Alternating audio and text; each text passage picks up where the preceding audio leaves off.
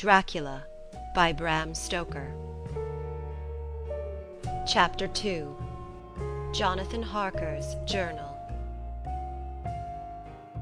5 May. I must have been asleep, for certainly, if I had been awake, I must have noticed the approach of such a remarkable place. In the gloom the courtyard looked of considerable size, and as several dark ways led from it under great round arches, it perhaps seemed bigger than it really is. I have not yet been able to see it by daylight. When the calèche stopped, the driver jumped down and held out his hand to assist me to alight. Again I could not but notice his prodigious strength. His hand actually seemed like a steel vice that could have crushed mine if it had chosen. Then he took my traps and placed them on the ground beside me as I stood close to a great door, old and studded with large iron nails, and set in a projecting doorway of massive stone. I could see even in the dim light that the stone was massively carved, but that the carving had been much worn by time and weather. As I stood, the driver jumped again into his seat and shook the reins. The horses started forward, and trap and all disappeared down one of the dark openings. I stood in silence where I was, for I did not know what to do. Of bell or knocker there was no sign. Through these frowning walls and dark window openings it was not likely that my voice could penetrate. The time I waited seemed endless, and I felt doubts and fears crowding upon me. What sort of place had I come to, and among what kind of people? What sort of grim adventure was it on which I had embarked? Was this a customary incident in the life of a solicitor's clerk sent out to explain the purchase of a London estate to a foreigner? Solicitor's clerk. Mina would not like that. Solicitor, for just before leaving London I got word that my examination was successful, and I am now a full-blown solicitor. I began to rub my eyes and pinch myself to see if I were awake. It all seemed like a horrible nightmare to me, and I expected that I should suddenly awake and find myself at home with the dawn struggling in through the windows, as I had now and again felt in the morning after a day of overwork. But my flesh answered the pinching test, and my eyes were not to be deceived.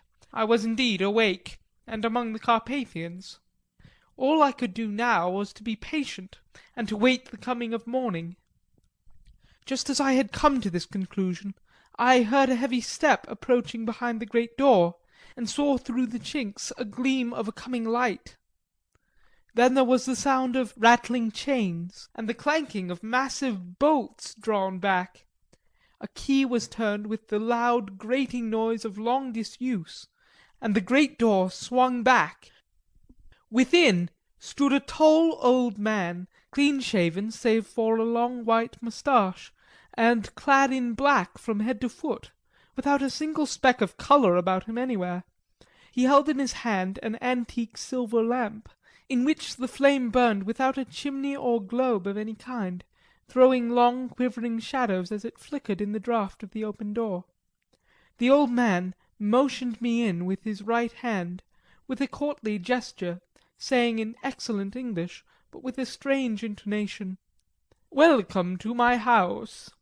Enter freely and of your own free will." He made no motion of stepping to meet me, but stood like a statue, as though his gesture of welcome had fixed him into stone. The instant, however, that I had stepped over the threshold he moved impulsively forward, and holding out his hand grasped mine with a strength which made me wince, an effect which was not lessened by the fact that it seemed cold as ice, more like the hand of a dead than a living man. Again he said, "Welcome to my house. Enter freely. Go safely, and leave something of the happiness you bring." The strength of the handshake was so much akin to that which I had noticed in the driver, whose face I had not seen, that for a moment I doubted if it were not the same person to whom I was speaking. So to make sure I said interrogatively, "Count Dracula?" He bowed in a courtly way as he replied, "I am Dracula, and I bid you welcome, Mr. Harker, to my house. Come in, the night air is chill, and you must need to eat and rest." As he was speaking, he put the lamp on a bracket on the wall, and stepping out, took my luggage. He had carried it in before I could forestall him. I protested, but he insisted. "Nay, sir, you are my guest. It is late, and my people are not available. Let me see to your comfort myself." He insisted on carrying my traps along the passage, and then up a great winding stair, and along another great passage, on whose stone floor our steps rang heavily. At the end of this he threw open a heavy door, and I rejoiced to see within a well-lit room, in which a table was spread for supper, and on whose mighty hearth a great fire of logs, freshly replenished, flamed and flared. The Count halted, putting down my bags, closed the door, and crossing the room opened another door, which led into a small octagonal room lit by a single lamp, and seemingly without a window of any sort. Passing through this he opened another door and motioned me to enter. It was a welcome sight, for here was a great bedroom well lighted and warmed with another log fire, also added to but lately, for the top logs were fresh, which sent a hollow roar up the wide chimney. The Count himself left my luggage inside and withdrew, saying before he closed the door, "You will need after your journey to refresh yourself by making your toilet. I trust you will find all you wish. When you are ready, come into the other room, where you will find your supper prepared." The light and warmth and the Count's courteous welcome seemed to have dissipated all my doubts and fears. Having then reached my normal state, I discovered that I was half famished with hunger, so making a hasty toilet I went into the other room. I found supper already laid out. My host, who stood on one side of the great fireplace, leaning against the stonework, made a graceful wave of his hand to the table and said, "I pray you, be seated and sup how you please. You will, I trust, excuse me that I do not join you, but I have dined already, and I do not sup." I handed to him the sealed letter which Mr. Hawkins had entrusted to me. He opened it and read it gravely. Then, with a charming smile, he handed it to me to read. One passage of it, at least, gave me a thrill of pleasure. "I must regret that an attack of gout, from which malady I am a constant sufferer, forbids absolutely any travelling on my part for some time to come, but I am happy to say I can send a sufficient substitute, one in whom I have every possible confidence. He is a young man, full of energy and talent in his own way, and of a very faithful disposition. He is discreet and silent, and has grown into manhood in my service. He shall be ready to attend on you when you will during his stay, and shall take your instructions in all matters." The Count himself came forward and took off the cover of a dish, and I fell to at once on an excellent roast chicken. This, with some cheese and a salad and a bottle of old Tokay, of which I had 2 glasses, was my supper. During the time I was eating it the Count asked me many questions as to my journey, and I told him by degrees all I had experienced. By this time I had finished my supper, and by my host's desire had drawn up a chair by the fire and begun to smoke a cigar, which he offered me, at the same time excusing himself that he did not smoke. I had now an opportunity of observing him, and found him of a very marked physiognomy. His face was a very strong, aquiline, with high bridge of the thin nose and peculiarly arched nostrils, with lofty domed forehead and hair growing scantily round the temples but profusely elsewhere. His eyebrows were very massive, almost meeting over the nose, and with bushy hair that seemed to curl in its own profusion. The mouth, so far as I could see it under the heavy moustache, was fixed and rather cruel looking, with peculiarly sharp white teeth. These protruded over the lips, whose remarkable ruddiness showed astonishing vitality in a man of his years. For the rest, his ears were pale, and the tops extremely pointed, the chin was broad and strong, and the cheeks firm though thin. The general effect was one of extraordinary pallor. Hitherto I had noticed the backs of his hands as they lay on his knees in the firelight, and they had seemed rather white and fine, but seeing them now close to me I could not but notice that they were rather coarse, broad, with squat fingers. Strange to say, there were hairs in the centre of the palm. The nails were long and fine, and cut to a sharp point. As the Count leaned over me and his hands touched me, I could not repress a shudder.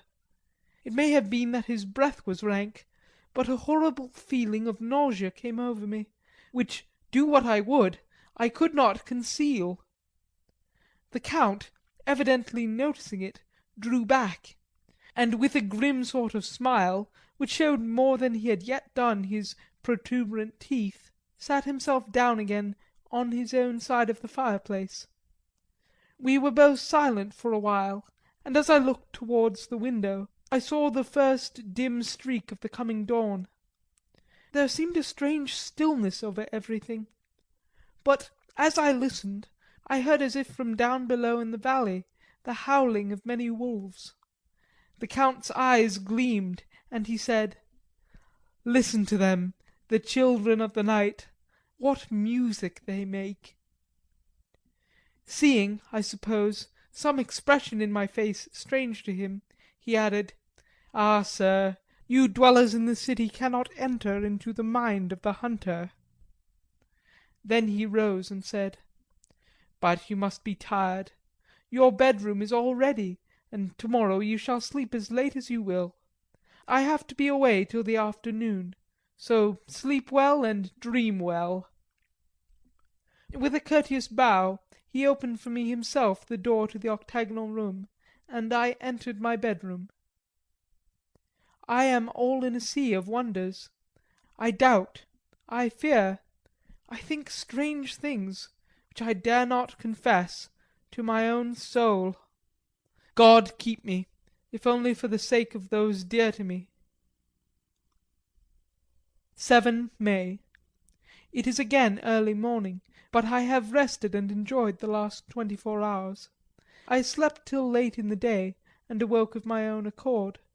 When I had dressed myself I went into the room where we had supped, and found a cold breakfast laid out, with coffee kept hot by the pot being placed on the hearth. There was a card on the table, on which was written, "I have to be absent for a while. Do not wait for me. D." I set to and enjoyed a hearty meal. When I had done I looked for a bell so that I might let the servants know I had finished, but I could not find one. There are certainly odd deficiencies in the house, considering the extraordinary evidences of wealth which are round me. The table service is of gold, and so beautifully wrought that it must be of immense value.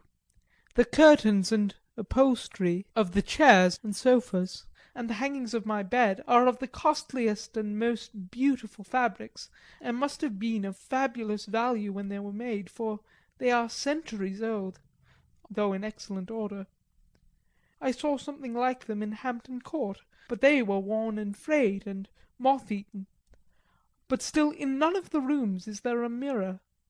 There is not even a toilet glass on my table, and I had to get the little shaving glass from my bag before I could either shave or brush my hair.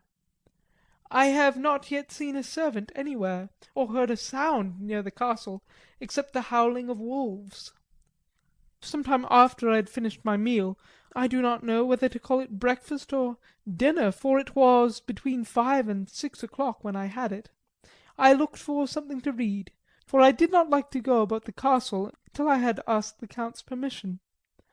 There was absolutely nothing in the room, book, newspaper, or even writing materials, so I opened another door in the room and found a sort of library. The door opposite mine I tried, but found locked. In the library I found, to my great delight, a vast number of English books, whole shelves full of them, and bound volumes of magazines and newspapers. A table in the centre was littered with English magazines and newspapers, though none of them were of very recent date. The books were of the most varied kind: history, geography, politics, political economy, botany, geology, law, all relating to England, and English life and customs and manners. There were even such books of reference as the London Directory, the Red and Blue books, Whitaker's Almanac, the Army and Navy lists, and, it somehow gladdened my heart to see it, the Law List. Whilst I was looking at the books, the door opened, and the Count entered. He saluted me in a hearty way, and hoped that I had had a good night's rest. Then he went on. "I am glad you found your way in here, for I am sure there is much that will interest you. These companions," and he laid his hand on some of the books, "have been good friends to me, and for some years past, ever since I had the idea of going to London, have given me many, many hours of pleasure. Through them I have come to know your great England, and to know her is to love her. I long to go through the crowded streets of your mighty London, to be in the midst of the whirl and rush of humanity, to share its life, its change, its death, and all that makes it what it is. But alas! As yet I only know your tongue through books. To you, my friend, I look that I know it to speak." "But, Count," I said, "you know and speak English thoroughly." He bowed gravely. "I thank you, my friend, for your all too flattering estimate, but yet I fear that I am but a little way on the road I would travel. True, I know the grammar and the words, but yet I know not how to speak them." "Indeed," I said, "you speak excellently." "Not so," he answered. "Well I know that, did I move and speak in your London, none there are who would not know me for a stranger. That is not enough for me. Here I am noble, I am a boyar. The common people know me, and I am master. But a stranger in a strange land, he is no one. Men know him not, and to know not is to care not for. I am content if I am like the rest, so that no man stops if he sees me, or pauses in speaking if he hears my words. Aha! A stranger! I have been so long alone that I would be master still, or at least that none other should be master of me. You come to me not alone as an agent of my friend Peter Hawkins of Exeter, to tell me all about my new estate in London. You shall, I trust, rest with me here a while, so that by our talking I may learn the English intonation. And I would that you would tell me when I make error even in the smallest in my speaking. I am sorry that I had to be away so long today, but you will, I know, forgive one who has many important affairs in hand." Of course I said all I could about being willing, and asked if I might come into that room when I chose. He answered, "Yes, certainly," and added, "You may go anywhere you wish in the castle, except where the doors are locked, where, of course, you will not wish to go. There is reason that all things are as they are, and did you see with my eyes and know with my knowledge, you would perhaps better understand." I said I was sure of this, and then he went on. "We are in Transylvania, and Transylvania is not England. Our ways are not your ways, and there shall be to you many strange things. Nay, from what you have told me of your experiences already, you know something of what strange things there may be." This led to much conversation, as it was evident that he wanted to talk, if only for talking's sake. I asked him many questions regarding things that had already happened to me or come within my notice. Sometimes he sheered off the subject, or turned the conversation by pretending not to understand, but generally he answered all I asked most frankly. Then, as time went on, and I had got somewhat bolder, I asked him of the strange things of the preceding night, as, for instance, why the coachman went to the places where he had seen the blue flames. Then he explained to me that it was commonly believed that on a certain night of the year, last night, in fact, when all evil spirits are supposed to have unchecked sway, a blue flame is seen over any place where treasure has been concealed. That treasure has been hidden, he went on, in the region through which you came last night, there can be but little doubt. For it was the ground fought over for centuries by the Wallachian, the Saxon, and the Turk. Why, there is hardly a foot of soil in all this region that has not been enriched by the blood of men, patriots or invaders. In the old days there were stirring times, when the Austrian and the Hungarian came up in hordes, and the patriots went out to meet them, men and women, the aged and the children too, and waited their coming on the rocks above the passes, that they might sweep destruction on them with their artificial avalanches. When the invader was triumphant he found but little, for whatever there was has been sheltered in the friendly soil. But how, said I, can it have remained so long undiscovered, when there is a sure index to it if men will but take the trouble to look? The Count smiled, and as his lips ran back over his gums, the long, sharp canine teeth showed out strangely. He answered, "Because your peasant is at heart a coward and a fool. Those flames only appear on one night, and on that night no man of this land will, if he can help it, stir without his doors. And, dear sir, even if he did, he would not know what to do. Why, even the peasant that you tell me of, who marked the place of the flame, would not know where to look in daylight, even for his own work. Even you would not, I dare be sworn, be able to find these places again." "There you are right," I said. "I know no more than the dead where even to look for them." Then we drifted into other matters. "Come," he said at last, "tell me of London, and of the house which you have procured for me." With an apology for my remissness, I went into my own room to get the papers from my bag.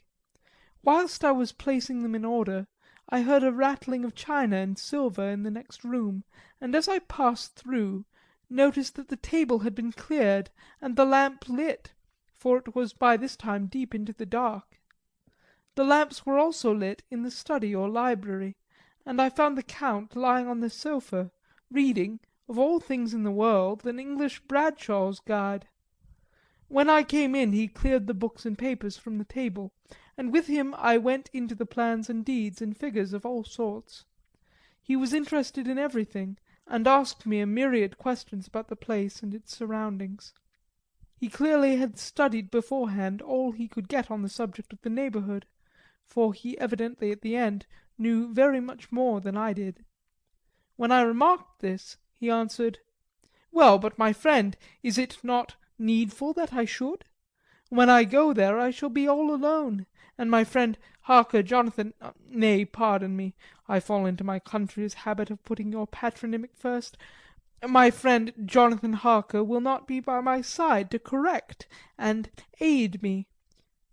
He will be in Exeter, miles away, probably working at papers of the law with my other friend Peter Hawkins.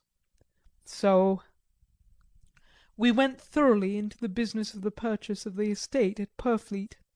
When I had told him the facts and got his signature to the necessary papers, and had written a letter with them ready to post to Mr. Hawkins, he began to ask me how I had come across so suitable a place.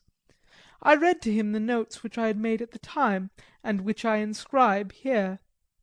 At Purfleet, on a by-road, I came across just such a place as seemed to be required, and where was displayed a dilapidated notice that the place was for sale. It was surrounded by a high wall of ancient structure built of heavy stones, and has not been repaired for a large number of years. The closed gates are of heavy old oak and iron, all eaten with rust. The estate is called Carfax, no doubt a corruption of the old Cat Face, as the house is four-sided, agreeing with the cardinal points of the compass. It contains in all some 20 acres, quite surrounded by the solid stone wall above mentioned.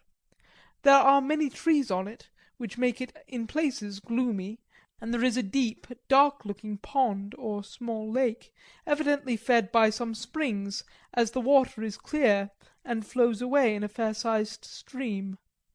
The house is very large, and of all periods back, I should say, to mediaeval times, for one part is of stone immensely thick, with only a few windows high up, heavily barred with iron. It looks like part of a keep, and is close to an old chapel or church. I could not enter it, for I had not the key of the door leading to it from the house, but I have taken with my kodak views of it from various points. The house had been added to, but in a very straggling way, and I can only guess at the amount of ground it covers, which must be very great. There are but few houses at hand, one being a very large house, only recently added to, and formed into a private lunatic asylum. It is not, however, visible from the grounds.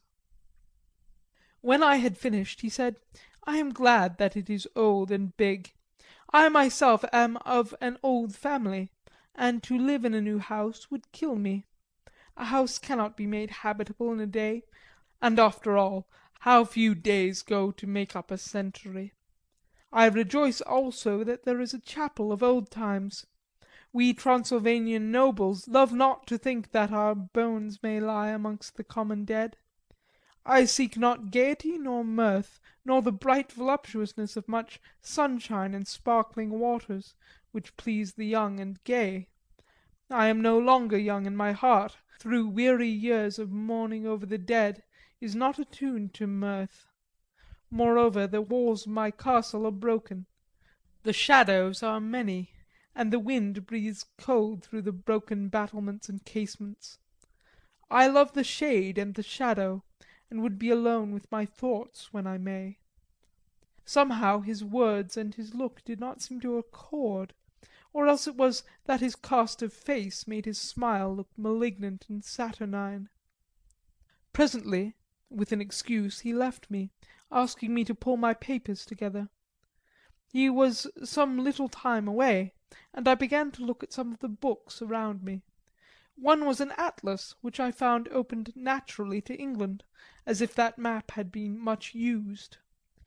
On looking at it I found in certain places little rings marked, and on examining these I noticed that one was near London on the east side, manifestly where his new estate was situated. The other two were Exeter and Whitby on the Yorkshire coast. It was the better part of an hour when the Count returned. "Aha," he said, "still at your books? Good, but you must not work always. Come, I am informed that your supper is ready." He took my arm, and we went into the next room, where I found an excellent supper ready on the table. The Count again excused himself, as he had dined on his being away from home, but he sat as on the previous night and chatted whilst I ate.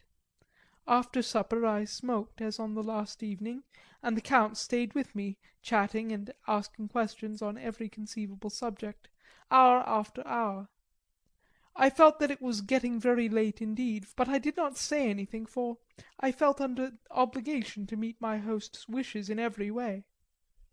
I was not sleepy, as the long sleep yesterday had fortified me, but I could not help experiencing that chill which comes over one at the coming of the dawn, which is like, in its way, the turn of the tide. They say that people who are near death die generally at the changed dawn, or at the turn of the tide. Anyone who has, when tired, and tied, as it were, to his post, experienced this change in the atmosphere can well believe it. All at once we heard the crow of the cock coming up with preternatural shrillness through the clear morning air. Count Dracula, jumping to his feet, said, "Why, there is morning again! How remiss I am to let you stay up so long! You must make your conversation regarding my dear new country of England less interesting, so that I may not forget how time flies by us." And with a courtly bow he quickly left me. I went into my room and drew the curtains, but there was little to notice. My window opened into the courtyard. All I could see was the warm grey of quickening sky, so I pulled the curtains again and have written of this day. 8 May. I began to fear, as I wrote in this book, that I was getting too diffuse. But now I am glad that I went into detail from the first, for there is something so strange about this place and all in it that I cannot but feel uneasy. I wish I were safe out of it, or that I had never come. It may be that this strange night existence is telling on me, but would that that were all. If there were any one to talk to, I could bear it, but there is no one. I have only the Count to speak with, and I fear I am myself the only living soul within the place. Let me be prosaic so far as facts can be.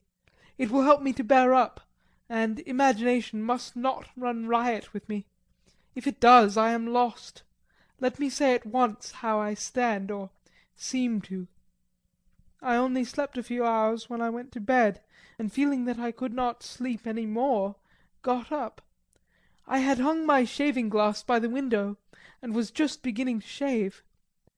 Suddenly I felt a hand on my shoulder, and heard the Count's voice saying to me, "Good morning." I started, for it amazed me that I had not seen him, since the reflection of the glass covered the whole room behind me. In starting I had cut myself slightly, but did not notice it at the moment. Having answered the Count's salutation, I turned to the glass again to see how I had been mistaken. This time there could be no error, for the man was close to me, and I could see him over my shoulder. But there was no reflection of him in the mirror. The whole room behind me was displayed, but there was no sign of a man in it, except myself. This was startling, and coming on top of so many strange things, was beginning to increase that vague feeling of uneasiness which I always have when the Count is near. But at the instant I saw that the cut had bled a little, and the blood was trickling over my chin. I laid down the razor, turning as I did so half round to look for some sticking plaster. When the Count saw my face, his eyes blazed with a sort of demoniac fury, and he suddenly made a grab at my throat. I drew away, and his hand touched the string of beads which held the crucifix. It made an instant change in him, for the fury passed so quickly that I could hardly believe it was ever there. "Take care," he said, "take care how you cut yourself. It is more dangerous than you think in this country." Then, seizing the shaving glass, he went on, "And this is the wretched thing that has done the mischief. It is a foul bauble of man's vanity. Away with it!" And opening the window with one wrench of his terrible hand, he flung out the glass, which was shattered into 1,000 pieces on the stones of the courtyard far below. Then he withdrew without a word. It is very annoying, for I do not see how I am to shave unless in my watch case or the bottom of the shaving pot, which is fortunately of metal. When I went into the dining room, breakfast was prepared, but I could not find the Count anywhere, so I breakfasted alone. It is strange that as yet I have not seen the Count eat or drink. He must be a very peculiar man. After breakfast I did a little exploring in the castle. I went out on the stairs and found a room looking towards the south. The view was magnificent, and from where I stood there was every opportunity of seeing it. The castle is on the very edge of a terrific precipice. A stone falling from the window would fall 1,000 feet without touching anything. As far as the eye can reach is a sea of green tree-tops, with occasionally a deep rift where there is a chasm. Here and there are silver threads where the rivers wind in deep gorges through the forests. But I am not in heart to describe beauty, for when I had seen the view I explored further. Doors, doors, doors everywhere, and all locked and bolted. In no place save from the windows in the castle walls is there an available exit. The castle is a veritable prison, and I am a prisoner. End of Chapter 2.